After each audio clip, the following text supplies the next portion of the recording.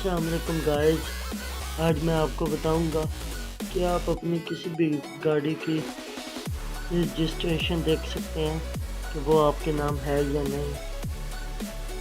उसकी सब डिटेल्स आप आराम से चेक कर सकते हैं। उसके लिए आपको करना होगा, सबसे पहले आपको प्ले स्टोर में जाना है और वहाँ लिखना है आर्क व्हीकल रजिस्ट्रेशन। जी, ये ऐप है, इसे आप इंस्टॉल कर लीजिएगा। अब इसे ओपन करते हैं।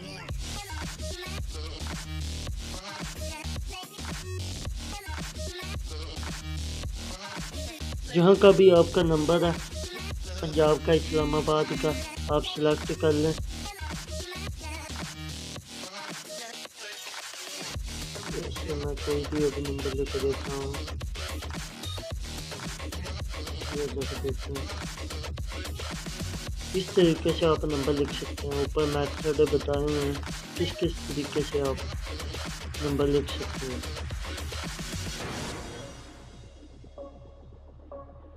तो मैंने ओके कर दिया जी, ये आ गया, ओनर नेम आ गया, उसके फादर का नेम आ गया, ओनर सिटी आ गया, डेट, अमाउंट, सब डिटेल्स आ गई, देख सकते हैं आप। ये यही कमाल है इसका। बाकी आपको हमारी वीडियो अच्छी लगी है तो लाइक कर दें, चैनल सब्सक्राइब कर दें। Thank you for watching.